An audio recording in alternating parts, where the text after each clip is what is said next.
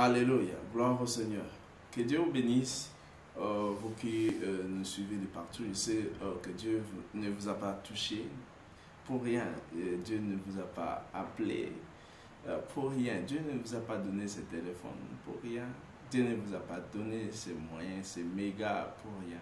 Afin que vous fassiez une rencontre avec la parole. Pour ce moment, c'est une saison selon laquelle Dieu va vous visiter. Une saison que vous devez expérimenter la croissance, la connaissance abondante de Jésus. Une connaissance qui va au-delà de ce que vous connaissez déjà. La parole de Dieu nous dit: mon peuple est détruit parce qu'il manque la connaissance. Non pas parce qu'il ne va pas à l'église, non pas parce qu'il ne prie pas, mais mon peuple est détruit parce qu'il manque la connaissance. Vous avez besoin de connaître davantage Christ. Connaître davantage Christ. Le désir que nous devons avoir, c'est de connaître davantage Christ. Alors, nous allons parler ici un thème, un sujet important ce soir. Un sujet important, ça dépend de l'heure que vous allez me suivre. C'est un sujet important. C'est une question que plusieurs se posent, et même il y a des discussions, des disputes dans des quartiers, des coins de telle religion avec une autre religion. Même des musulmans se posent des questions, ou encore qui nous posent des questions en tant qu'enfants de Dieu. Mais qui est Jésus? La première des choses que nous répondons directement: Jésus est Dieu. Jésus est notre créateur, il est notre sauveur. Oui, Jésus est Dieu. Prouve-le-moi que Jésus est Dieu.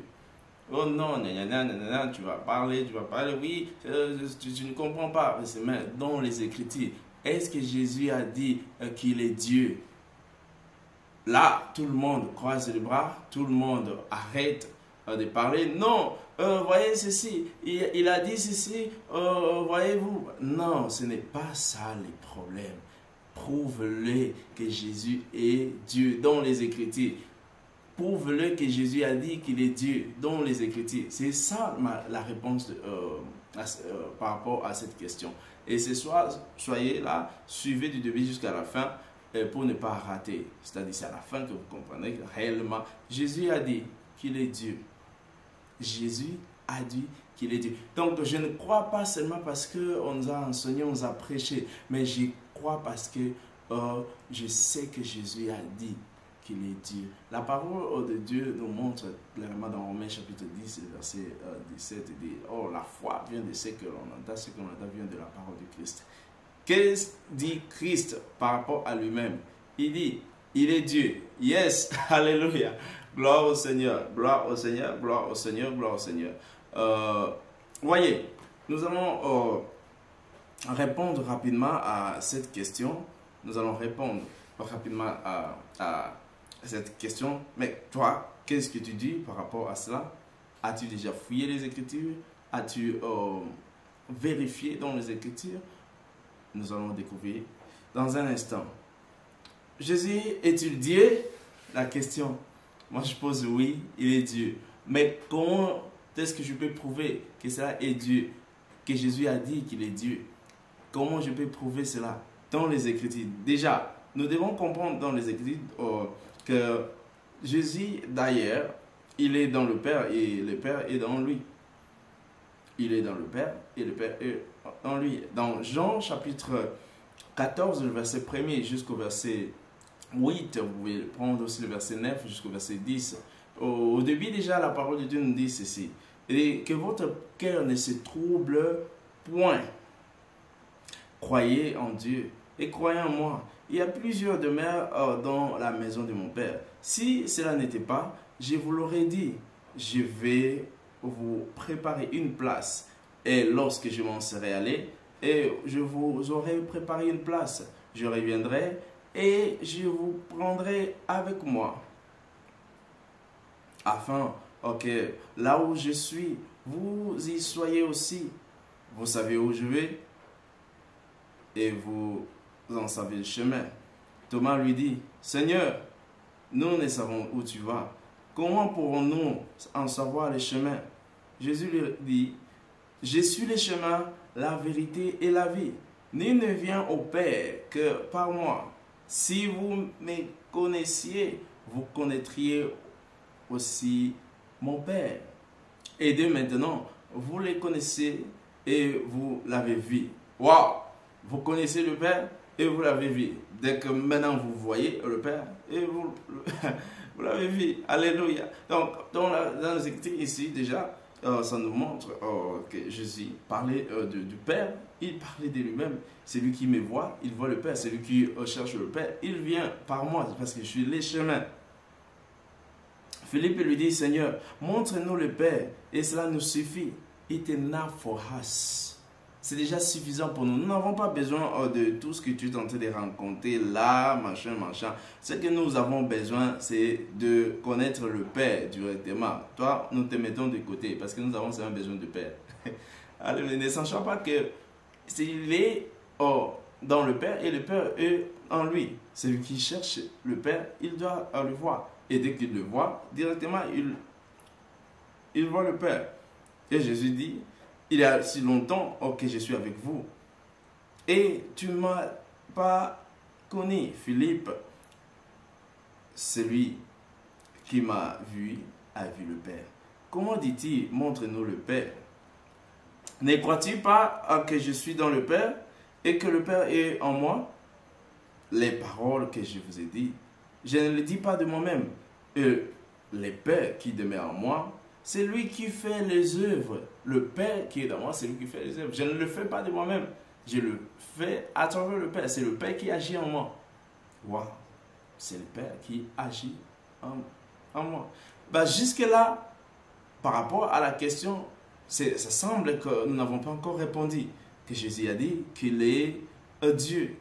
Ok, nous sommes encore en chemin et vous allez comprendre bientôt ce que Jésus a dit de lui-même par rapport à son identité, par rapport à son statut, par rapport à ce qu'il est. Mais moi, j'aimerais que nous puissions comprendre d'abord la place de la divinité, comprendre la divinité de Jésus, comprendre toutes ces choses. C'est alors que vous allez enfin comprendre ce que Jésus a dit de lui-même. Alléluia. Et sachez que Jésus, il est corporellement Dieu, soit la divinité loge en lui et il est manifesté par lui.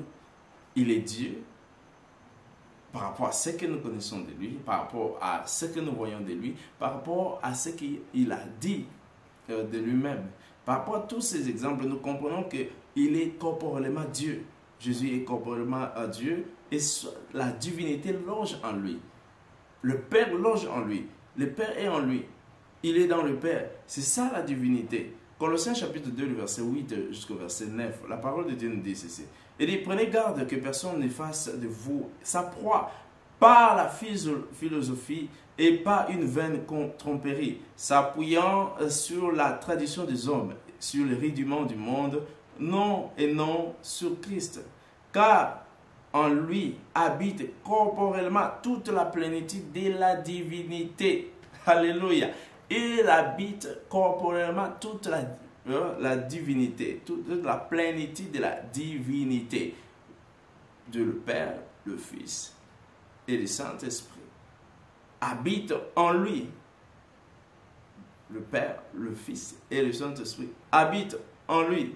Le Saint-Esprit, le Père, le Fils et le Saint-Esprit habitent en lui. Le Père, le Fils et le Saint-Esprit habitent en lui. C'est ça la divinité. C'est-à-dire le statut qu'il a, la position qu'il a, prouve à suffisance qu'il est Dieu. Prouve à suffisance qu'il est Dieu. Mais quelqu'un va se dire, oh non, mais oh, mon frère, jusque-là, nous ne comprenons rien. Tu es en train de dire, tu nous as promis que Jésus a dit, c'est là. Oui, je vous ai promis, je sais. Nous y arriverons. Là, ce sont des gens qui parlent de lui. Et lui-même n'a pas encore dit quelque chose. Parce que dans Colossiens, ce n'est pas lui qui a dit, mais ce sont ses serviteurs qui ont parlé de sa part. Dans Colossiens chapitre 1, le verset 12 jusqu'au verset 16, la parole de Dieu dit, rendez grâce au Père qui vous a rendu capable d'avoir part à l'héritage des saints dans la lumière, qui nous a délivrés de la puissance des ténèbres et qui nous a transportés dans le royaume du Fils de son amour, en qui nous avons la rédemption, la rémission du péché. Il est l'image du Dieu invisible, le premier-né de toute la création. My goodness. Il est quoi? Il est comment? L'image invisible de Dieu. Jésus, corporellement, Dieu. Il est l'image invisible de Dieu. Il est apparu. Il est venu comme l'image représentait cette divinité, représentait Dieu sur la terre. Il est venu pour montrer réellement ce que Dieu est. Si nous voulons comprendre comment fonctionne Dieu, si nous voulons comprendre comment est Dieu, déjà nous devons faire référence à ce que Jésus a fait. Nous devons faire référence à ce que Jésus a dit. Nous devons faire référence à ce qu'il était sur la terre. Déjà par rapport à son ministère. Alléluia. Donc, nous comprenons qu'il est l'image invisible de Dieu. L'image invisible de Dieu. On parle très bien de l'image invisible de Dieu. Il représente l'invisible. Le Dieu est esprit. Il représente corporellement, physiquement, cette image invisible. Il se manifeste. Toute personne qui le voit, il voit l'invisible. Toute personne qui le rencontre, il rencontre l'invisible. Toute personne marche avec lui, il marche avec l'invisible qui est Dieu. Alléluia. Donc, nous devons prendre cela en considération. Il dit car, dans le verset 14, il dit car, et dans le verset 16, je vous l'ai dit, car en lui ont été créées toutes les choses qui sont dans les cieux et sur la terre, les visibles et les invisibles, trône, dignité, domination, autorité, tous ces êtres, le trône, divinité, dignité, on l'a dit, domination, autorité, Satan, les anges déchis, ceux qui sont dans la présence de Dieu, tous ont été créés, toutes ces choses ont été créées, tous ces êtres ont été créés. Tout a été créé par lui et pour lui. Tout est centré sur Jésus.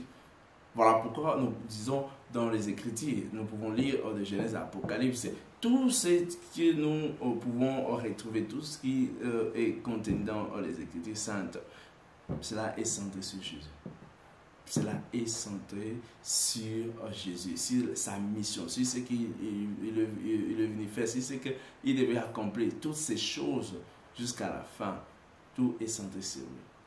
C'est de lui que toutes ces choses ont été créées. Alléluia. Alléluia. Donc, nous comprenons que toutes choses ont été créées pour lui, par lui. Through him, everything. D'autres choses. Il représente l'invisible qui est Dieu.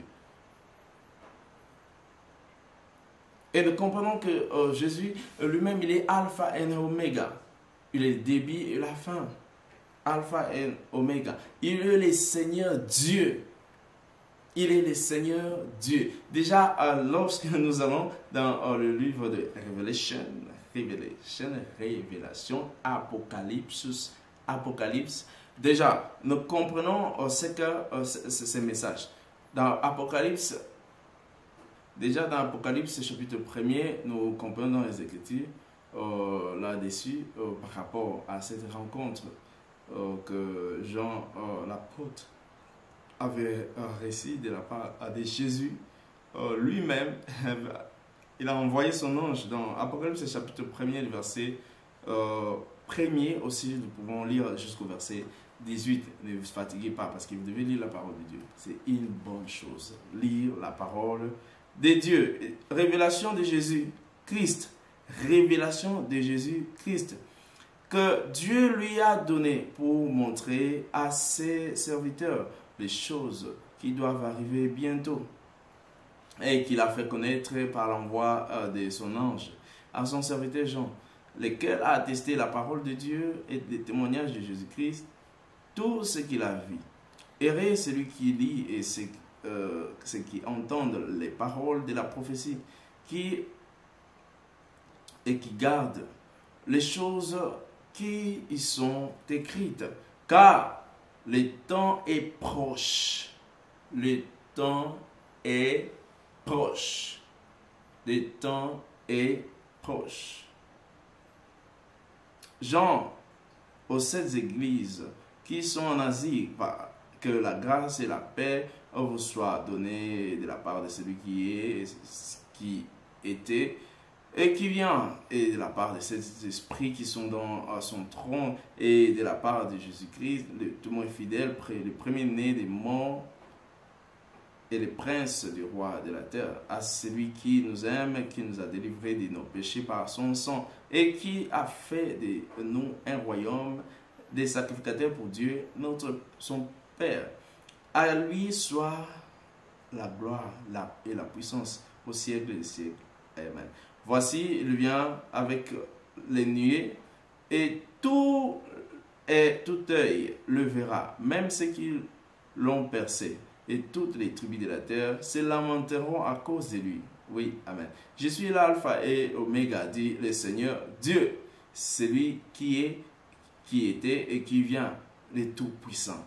Il est alpha et oméga, celui qui est, qui était et qui vient. Il est le Seigneur Dieu lui-même. Il est le Seigneur Dieu. Et je fus ravi en esprit.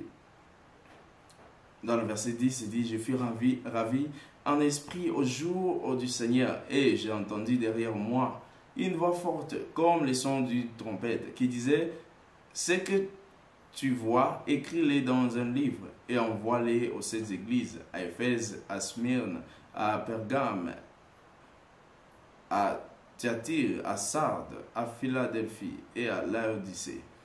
Je me retournais, je me retournais pour connaître quelle était la voix qui me parlait. Et après m'être retourné, je vis 7 chandeliers d'or.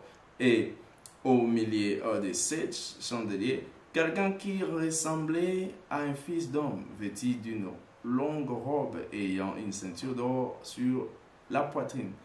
Sa tête et ses cheveux étaient blancs, comme de la laine blanche, comme de la neige. Ses yeux étaient comme une flamme de feu. Ses pieds étaient semblables à des reins ardents, comme il lui était embrasé dans une fournaise. Et sa voix était comme le bruit des grandes eaux. Okay. Il avait dans sa main 3 7 étoiles. De sa bouche sortait une épée aiguë à 2 tranchants, et son visage était comme le soleil lorsqu'il brille dans sa force. Quand je le vis, j'ai tombé à ses pieds comme mort. Il posa sur moi la main droite en disant, ne crains point, je suis le premier et le dernier, et le vivant. J'étais mort, et voici, je suis vivant au siècle des siècles. Je tiens les clés de la mort et du séjour de mort. Là, c'est Jésus qui parle maintenant. C'est Jésus qui parle. Il parle, il parle, il parle, il parle. Ne crains rien. Et dit à Jean, ne crains point. Je suis le premier et le dernier. Je suis Alpha et Omega. Je suis le vivant. I am alive. J'étais mort. Et voici, je suis vivant au siècle des siècles. Je tiens les clés de la mort et le séjour de mort. Mais mon frère, pasteur, est-ce que tu peux me parler directement de ce que Jésus a dit? Oui, Jésus a dit quelque chose. Vous voyez, pourquoi? Parce qu'il est Dieu, il est vivant. Il est Dieu pour le vivant. Déjà, vous devez connaître cela. Jésus est Dieu pour le vivant. Il est Dieu pour le vivant. Oui, vous voyez, ce qu'il dit dans Apocalypse chapitre 21, le verset 6 et le verset 7. Et je pense que c'est là que nous allons nous arrêter. Prenez du temps et lisez. Vous voyez ce que nous dit les Écritures. Dans Apocalypse chapitre 21, le verset 6 et le verset 7, nous allons lire. Et il me dit, toujours Jésus qui est en train de parler, et il me dit, c'est fait. Je suis l'alpha et l'oméga, les commencements et la fin. Vous trouvez, je vois quelqu'un qui est en train de courir après vite pour voir ce que Jésus a dit. Il est Dieu. Il est en train de courir après. Ok, lisez ensemble. Lisons ensemble et lentement. Nous y arrivons. Il dit, je reprends, et il me dit, c'est fait. Je suis l'alpha et l'oméga, le commencement et la fin. À celui qui a soif, je donnerai de la source de l'eau, de la vie, gratuitement, freely. You don't want to buy anything, nothing, nothing. Tu n'as pas besoin d'acheter. Je te donne gratuitement. Celui qui vaincra héritera ces choses. Wait, qu'est-ce qu'il dit? Celui qui vaincra héritera ces choses. Je serai son Dieu et il sera mon fils. Qui vient de dire ça? C'est Jésus qui dit, je serai son Dieu. Je serai son Dieu. C'est lui qui vaincra. Je serai son Dieu. Je serai son Dieu. Et il est Dieu. C'est ce qu'il vient de nous affirmer. C'est ce qu'il vient de dire maintenant. Je sais que nous, tu es dans la joie parce que tu as compris ce que Jésus a dit. Oh non, mais durant son passage dans son ministère, il n'a pas dit, mais il est toujours vivant. Il est là. Il parle chaque jour. Et il a dit à Jean que celui qui vaincra, il va hériter ces choses. Et je serai son Dieu. Donc, il est Dieu. Il vient de nous affirmer lui-même. Non pas quelqu'un d'autre qui a parlé de lui, qui a dit de lui. Non, c'est Jésus lui-même qui vient de dire. C'est Jésus lui-même qui vient de nous affirmer qu'il est Dieu. C'est-à-dire, oh, ok, est-ce qu'avant, nous ne connaissions pas qu'il est Dieu? Non, en fait, ce n'est pas ce que nous disons. Mais nous disons par rapport aux preuves bibliques, aux preuves qu'il vient de dire, il vient d'annoncer. Non pas que nous sachions déjà au départ qu'il est Dieu, parce que nous croyons en lui. Je parle ici de preuves dans les Écritures qui attestent. Pourquoi? Parce qu'il y a des gens qui se disent non, mais enfin, vous dites votre Jésus là, moi je connais les prophètes, aussi comme Mahomet, ainsi de suite. Faites attention, Jésus a dit il est Dieu. Et nous croyons qu'il est Dieu. Les apôtres ont parlé de lui, l'évangile parle de lui, tout le monde parle de lui. Mais ici, dans Apocalypse, c'est lui qui parle. C'est lui qui parle. Il nous atteste qu'il est Dieu. Alléluia. Que Dieu te bénisse, mon frère et ma soeur, qui vient de suivre ce programme. Je sais que ça a été long. Et je sais que Dieu va continuer à faire de grandes choses dans ta vie. Ne loupe pas, ne rate pas. Abonne-toi sur cette page. Clique ce bouton de notification, la cloche de la notification. Abonne-toi sur ma page aussi, sur ma chaîne YouTube. C'est ma chaîne YouTube, c'est le pasteur Vice. Donc vous allez voir, là je vais écrire. Donc, afin que vous ne puissiez pas manquer des nouvelles, que vous ne puissiez pas manquer des nouvelles. Des nouveaux thèmes que nous allons partager, nous allons échanger encore davantage afin de connaître encore davantage Christ, connaître encore davantage Christ. C'est ce que nous devons chercher, la connaissance, knowledge. Knowledge, c'est très important pour chacun. Que Dieu vous bénisse. Là où tu es, mon frère, ma soeur, si tu n'as pas encore crié à ces choses, tu n'as pas encore crié à Jésus, peut-être on ne t'a jamais parlé de lui. Mais j'aimerais te dire ce soir que Jésus est Dieu. Ton intelligence, ton diplôme ne peut pas essuyer tes larmes. Ton diplôme ne peut pas t'emmener d'un monde, des ténèbres vers la lumière. Non, ton diplôme ne peut pas te faire ces choses, ne peut pas te donner toutes ces choses, ne peut pas te transférer. C'est Jésus qui peut le faire. Tu as besoin qu'il puisse t'assister en ce moment. Fais cette prière des fois ensemble avec moi. Dis Seigneur Jésus, je t'invite dans ma vie ce soir. Pardonne-moi pour tous mes péchés. Tout ce que j'ai pu faire. Merci pour ton amour, Seigneur. Lave-moi avec ton sang précieux. Écris mon nom dans le livre de vie, afin qu'au dernier jour que je ne manque pas cette rencontre avec toi. Merci pour l'avoir fait au nom de Jésus. Mon frère, toi qui viens de prier, ma soeur qui vient de prier ensemble avec moi, je prie maintenant pour ces âmes, Seigneur, laisse que ces hommes soient protégés, préservés, établir ces derniers dans la foi et dans une église locale. Au nom de Jésus. Amen. Je sais que ta vie ne restera plus la même. Dieu va continuer de nouvelles choses avec toi. Je trouve une église plus proche de chez vous. Sinon, moi je t'invite dans notre assemblée, dans notre église, là où je prie, à la chapelle de Vainqueur International. Trouve une de nos stations qui est plus proche de chez vous. Chapelle de Vainqueur International, Winners Chapel. Winners Chapel, c'est une grande communauté chrétienne, une grande communauté de la foi. Et sois parmi nous. Et je sais que ta vie ne restera plus la même. Au nom de Jésus. Amen. Ciao. À la prochaine fois. Si vous avez des questions, écrivez-nous. Mettez sur les commentaires ou encore vous pouvez nous écrire sur Messenger et nous allons vous répondre par rapport à ça. À tout à l'heure.